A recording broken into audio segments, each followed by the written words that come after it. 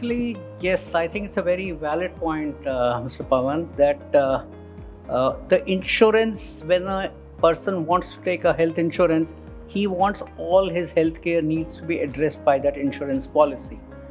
However, what happens is that there are many exclusions in different insurance policies.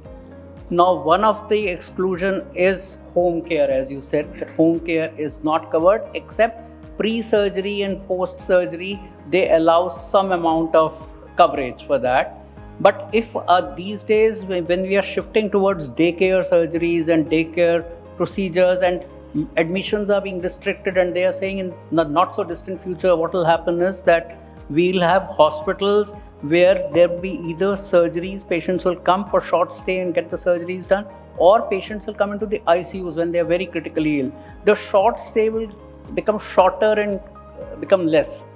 So therefore, there has to be a coverage for two things. One is this home care segment, and the second is OPD. In India, what is happening is right now, the outpatient consultations are not covered by most insurance policies. Now there are some which are suggesting that that could be done. Similarly, if a patient visits an outpatient clinic and he is advised something which can be done as an outpatient procedure, for example, a laser in the eye.